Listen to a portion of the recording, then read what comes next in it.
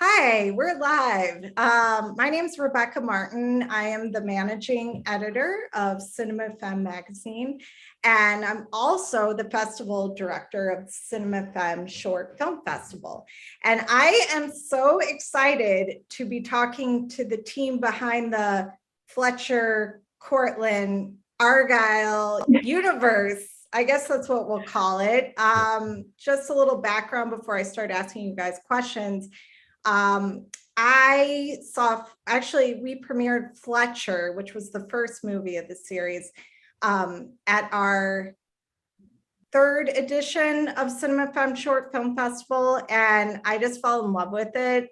I just love how natural it was and how it made me feel and the emotions and how I really felt one night stands weren't represented very well on screen in terms of reality. But yeah, we'll get into all that. So I thought we would start with each of you introducing yourselves and then talking about your role in this series. Let's start with Texas. Sure. Texas Smith, use they, he pronouns. And I came into this concept with the director of the first film, Emma Thatcher, who we owe a huge shout out to at the very top. Amazing filmmaker in Chicago. And I know people on your channels probably know her from Provo and a bunch of other things. So me and her crossed paths and got coffee, just kind of reminiscing about the mumblecore that we kind of grew up on and being fans of Chicago film and things like that. And we just kind of basically one day decided we wanted to do our own version of that very haphazardly and ran into that really quickly with very little planning, and Allyson was down to play. And so it was just co-writing via improv and producing that, just to make sure we had food that day, and stuff like that. But then that's kind of been the role every time since then, because we've kind of had set up the structure of doing this yearly, this kind of episodic style with the storytelling. So producing, co-writing, and then also acting in all three films. I love it. Allyson? Hi, my name is Allyson Womack. My pronouns are she, her. I met Texas doing an acting program together. It was 5 months long. And we talked about movies together. We had similar styles in what we appreciated and liked in film. And I love mumblecore as well. Improv for me is something that I love the combination of drama and improv, dramatic improv. And so that I felt was something that was really intriguing to me about creating a story that didn't necessarily didn't have a script. We had an outline, but we shot it in one day in my living room and in my bedroom. And it was so inspiring and just Texas created magic. So did Emma. It was just such a beautiful way to start a story. And then we decided to continue it. So it's been a beautiful, wonderful journey. And I'm so excited that Evelyn was part of our third one, which is Argyle. Yeah. She was incredible. Evelyn. Thank you for that kind shout out. I came in a little bit later to the process. I wasn't present for the shoot day or anything, but Texas and I had met each other through The Newness, which was a cabaret show, variety open mic type deal in Chicago, and I was doing music there. And Texas had heard some of my earlier music and decided to use it as a soundtrack for these three films. And so once I was involved in that way, then I kind of came in as an editor. You can correct me if I'm wrong, Texas. I'm just kind of spitballing how this goes, but I kind of came in and pieced things together, and then I have been kind of growing into the series since then. I had a kind of a more active role in the second one, and then in this third one, I was able to direct, step in for Emma, and direct, and then also edit and score again. So. It was really fun kind of meeting everybody on this third one that I had spent so long looking at for the first two, but never having met some of the people. So it was a really fun journey for me as well. That's great. And I thought we could touch on, because I know you I think all of you were part of the writing process in some way for this film. And I'm sure that you kind of brought your own experiences to it. And I thought we could just touch on your thoughts about, I know this is general, but your thoughts about love or how it's shown on screen.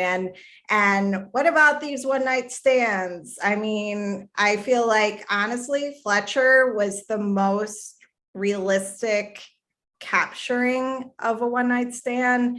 Because I always thought, I mean, I'll just put my personal in there. I always felt really alone in that because, you know, there were a stream of college days, you know, and there is that morning after that is never looked at, you know, it's like, oh, they did the hookup and whatever, and they go on with their lives. But it was about the emotional. So can you guys talk about, you know, each one of you about how you brought your experience to the screen and what this film meant to you in terms of representation? Let's start with Texas. The writing process, just to speak to it, like Alice mentioned earlier, we had a beat out. We've had a beat out line for Fletcher, which was the first one, and we kind of had that kind of process with each. And so Evelyn was a huge component to getting the beat out line for the third one and bringing her kind of voice to it. Speaking from my kind of personal experience, though, with kind of what I wanted to bring to each of the three chapters, I don't know. I just always felt it's whenever we watch like romantic comedies or big arch comedies, something that I like loved about this mumblecore films was the intimacy of it, and especially like since I'm so interested in gender and my work and in life, like the intimacy that sometimes isn't always depicted within like masculine figures, or sometimes like brushed off. And like for like caricatures or stereotypes. So I was definitely interested in exploring kind of more of the messiness of that, and kind of like the fragility that is behind maybe some of those actions that are often rounded off if they're sexual or things like that. And also, you know, like within film right now, we're in a kind of like sexless stage in some ways. It's like very sterile. Like with I know Soderbergh made noise last year about calling Marvel superheroes like sexless, and that's like really true. It's like, yeah, we don't see a lot of adult intimacy or adult films that like truly depict like just two people thinking like, hey, you're cute, like let's spend time together. It's much more like bantery or not actual kind of intimacy. So I was definitely wanting to explore the messiness of it all. Yeah. Allyson? Yeah, just to kind of go off of that, messiness is like my favorite thing. Like the squeakiness of a bed when you're trying to get out of it and not wake up the person that you barely know. You know, like the tiny little like feet touching, like all of these like tiny little details that create that beautiful intimate space really mean a lot to me. And I feel like a lot of times we're so focused on big, huge events in film. And I feel like there are these tiny little micro happenings that create a relationship. And that's what builds conflict and love and heartbreak and all of these beautiful things. And what I love about Evelyn and Emma's directing is that they capture that so beautifully, and they don't like skip over that. It's just like it's all about the tiny little messy details, and I just, that means a lot to me, and I love it so much. Yeah, that's great. Evelyn? Yeah, building off of that too, the dissonance between what we want to give to people and how we want to show up and how we are showing up and how we want other people to show up for us and how they actually show up is I think a big part of this series. And my music is a big part of that too. I wrote Be a Body, which is the song on Fletcher, after a one night stand that didn't happen. Somebody kind of like drunkenly came up to me dancing and like made a pass at me. And I was like, it was like my reaction to this. It was like, I want this, I don't want this. I like want to be intimate with people, but it doesn't seem like hookup culture allows for that kind of intimacy. But of course it does, because it's two people that are connecting. So there's something that happens, even if it's not what people want it to be. And that disconnects between the perfect picture and the kind of like roughed up thing that we end up creating together is like what excites me about this project too. Yeah, that's great. And just to focus on Cortland, I really did think it was interesting how it picked up. I can't help but compare this to the Before series because, the separation and the instant spark, and then, the complicated feelings of seeing each other again. I don't know who wants to jump in first, but I'd be interested to hear how Cortland came about and what you all were trying to convey, I guess, in that second part of the relationship. Texas. Yeah. Yeah. Yeah. So honestly, when we did Fletcher, we never conceived of this going on, or these characters necessarily having any time past that one night. We kind of thought it was beautiful in and of itself, but for a lot of life logistic reasons, Emma and I, we were making these in the heart of the pandemic, and so we were looking for ways to be creative, and so this seemed like a safe way to do it. And we kind of, I don't know, something that really I left with, I don't know, I was just curious about the way people, kind of haunt your memory, and how even though in theory, you may not see these people ever again, that you have these intimate moments of brief encounters with, what if you did get that opportunity? And I mean, I'm not gonna lie, I'm a huge Linklater nerd, and so I love those films. Yeah. So we were definitely inspired by those, and me and Emma talked a lot about that, and we talk about Linklater a lot throughout the film of the third one too. But more than anything, I just what I wanted the opportunity, I guess, to close that loop. And then when we found that loop wasn't necessarily closed, we're all right, let's keep chewing on this bone. Yeah. I feel it was so exciting when Texas reached out and was like, should we continue the story? Because for me, getting to see, being an actor and going to these amazing festivals and getting to see all of these incredible stories, and I am always left wanting for the story to continue. So to be able to do 3 short films now that have this continuous plot is I think it's so incredible. And I feel like it's an actor's dream to be able to continue to flesh out a character. In the Before series, you just get to watch them walk down a street and talk about philosophy and their feelings on life and what they want in the world. And then they follow up with it, in a later movie, which is just so I'm just so drawn to that artistically. So it was really exciting to be able to continue in short versions of this. Yeah. Evelyn, any thoughts about all this? I'll keep mine short because I like what everybody else said, but I think that there's a combination of love pulling these 2 people together, and also just the incessant nature of life, the fact that everybody's still alive, and so people are still gonna see each other and run into each other because it's the same city. So there is some conflict about whether these 2 people should be together. And of course, watching it, you want the 2 lovers to be in love, but it's not that simple in life or in our thing, I think. Yeah, and just in the Before series, where it's many years. I think it's a 9-year increment between each one. Yeah, it was only a year, right, between Fletcher and Cortland.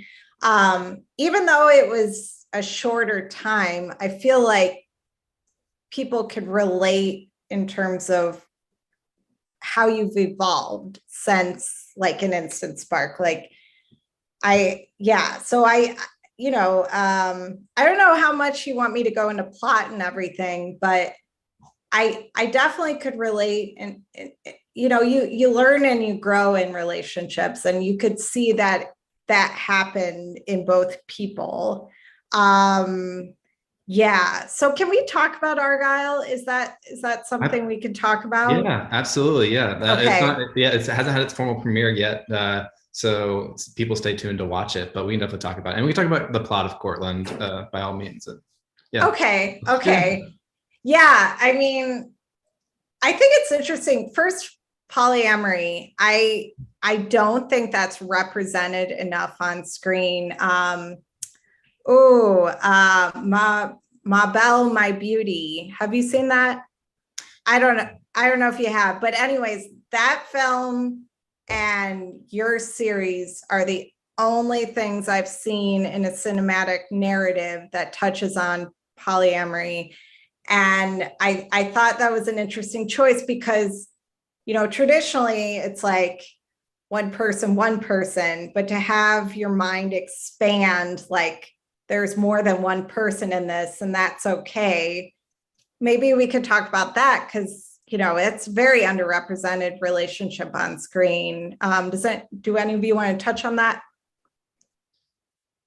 Sure. Yeah, I think the big thing, going back to this idea of messiness, is more than to like put any sort of label on it. It was just like, yeah, even like with within long-term partnerships or within, you know, relationships, it's never like or from my experiences, it's never been like, you know, like a faucet on and off.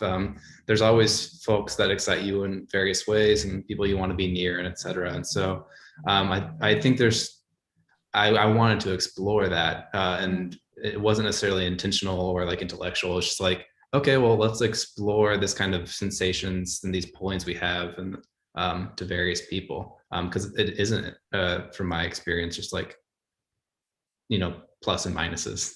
Yeah. Go ahead. Yeah, I mean, it gave me a lot to play with as well. Like you were saying, it's so underrepresented, and so you don't get a lot of characters who are meeting someone who's in a polyamorous relationship. And to be able to tackle that just from an actor perspective was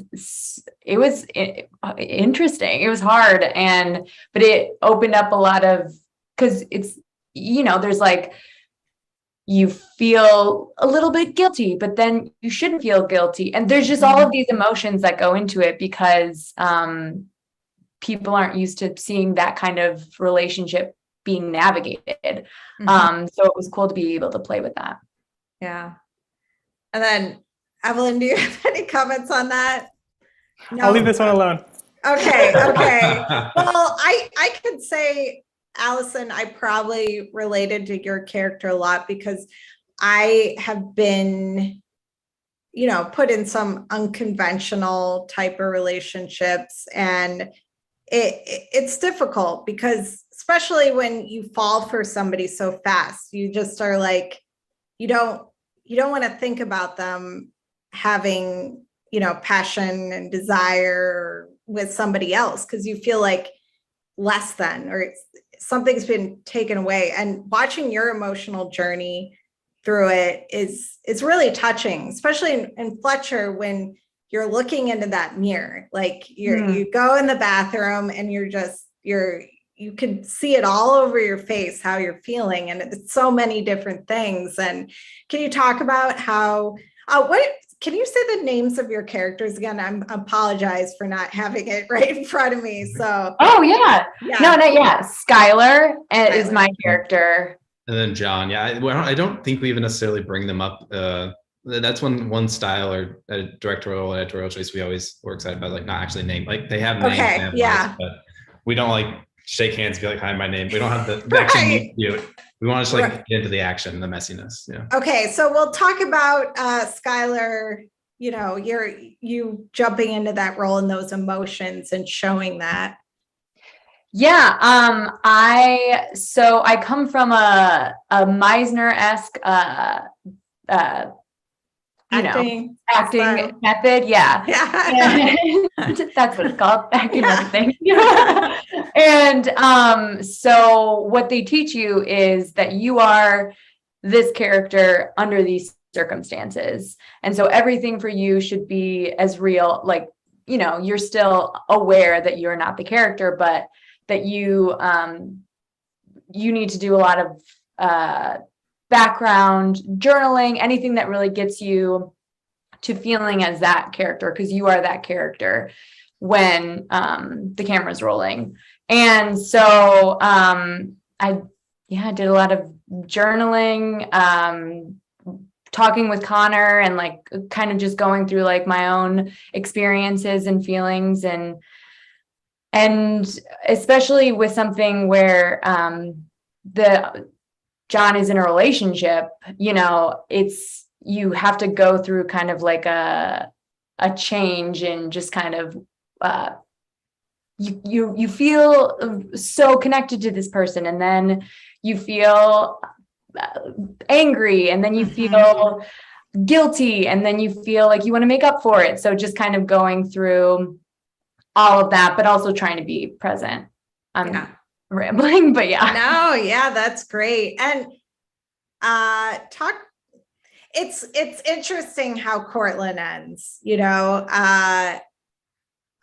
For me, I don't know if it's up to interpretation. Maybe I shouldn't say anything like about the end. I'm not sure, because I do have my theories, but I know that the third Argyle, which I don't want to talk too much about, but it's very unexpected the way it starts. Like you're suddenly jumped into something else, and you're like, wait, how did this happen so quick? You know, which we don't need to get into, but I guess a question I always ask people, like filmmakers, actors, or, you know, anybody who's part of a project, what do you hope people see in this film or these series of films? Texas? I guess the big thing, I guess, is just like the lack of simplicity and again, just kind of hold the mirror up to just like kind of keep saying the word messy, but just like the fragility that we all have, and inherently, and the fact that you know, that there is no there's no guide to doing this right. Especially like, I know we're an artist kind of in our mid to late 20s, and like especially during the pandemic, everybody's like thinking about like existential things, like what should I be doing with my life, etc. Like, but that doesn't can I curse? It doesn't fucking matter. And there's no fucking right way to do it. And so I don't know, I guess just empathy, and also just patience for one another. Because I genuinely think everyone's trying their best. Mm-hmm. Allyson? I hope that I feel like there's so much playfulness in even in Cortland, because I feel like Cortland's probably the darker of the three. But I feel like there's so much playfulness and so many beautiful, sweet moments between these people. I hope people reflect on it and see those similar moments in their lives, because I feel like that's what makes life so beautiful and relationships so rich, is these moments where you can just be silly or sweet, and the other person like notices but doesn't say anything. Just little tiny things like that. Yeah. Mm-hmm. Yeah, I hope people see two people who are not them, but in that way that they're so specifically not them, they also feel like they see themselves on the screen. You know, like I feel like there's a real way to these are not archetypes. These are people who are kind of improvising their way through their lives. And that is very relatable. Yeah, I love that. And I do want to ask this, and I think it's okay. So Argyle, you introduce a new character, and I thought that was interesting. Is that something you guys can touch on, get people excited about the next one? You want to talk about that, Evelyn? Yeah. Sure. So the new character kind of mirrors, in a funny way, in a meta way, my entrance into the series. There's this third person who wasn't there for the earlier parts of the relationship between John and Skyler, and now is a part of the relationship, and is not a neutral force. So it was really exciting and fun to add that and see fish out of water, see everybody be uncomfortable with where they are, but also still have that continuity of, we know them from before, we know that they're all good-hearted people that have, you know, good intentions, but that there's not really a way to conveniently exist. There's a lot of inconvenience that we depict. So Yeah. Great. And then did you want to touch on that or just, yeah, okay. No, Evelyn put it really well. Yeah, and Okay. I echo. I think it was really fun to have someone else to play with, and Carly Schreiber, who plays my Megan, gosh. is my the non-neutral person. She's just one of the Gosh. most talented improvisers in Chicago and the world, and so it was delightful to work with her. Yeah. That's great. And just to tie things up, can you talk about anything that's coming up for each of you that you'd like to promote? Texas, do you want to start? Yeah. Sure. Yeah. Well, yeah. No, we're in the finishing phases of Argyle, and so that will be doing a festival run. Nice. I'm currently based down in Arkansas, as well as like cohabitating back in Chicago a little bit, working on some projects, just kind of figuring out doing some more gallery pieces as well as some fiction. I'm been working on my first feature script that I'm actually looking to produce as well. And hopefully it's continuing to explore these characters with these wonderful artists. Yeah. That's great. Allyson? I don't know. I will be in a theater show. I don't know if that's irrelevant, but yeah. Please. but I'll be in a theater show in March. Cool. I don't know if I'm allowed to talk about it. It's at a great theater in Rogers Park, and I'm really excited for it, and I'll keep you stay tuned. Yes, stay tuned. Evelyn? I'm finishing up a autobiographical documentary featuring my parents and myself that will be available for streaming eventually, and I'm very excited about that. So that's the new thing for me. Yay! Well, this has been great. I will jump in. I actually do have one specific date that involves Evelyn. She did a wonderful music video with me back during the pandemic. And that's actually going to be going live on OTV October 15th, I believe is the date. October 15th. Okay, I'm writing that down. Yeah. Yeah. That's one specific we can offer. Yeah. Me too. That's Oh my gosh. Great. That's so great. And yeah, we'll put in the description for YouTube, like you guys are all on Instagram, right? So people can follow you that way. Okay. Okay. That's cool. So anything else you want to add about the series or anything about your projects before we close up?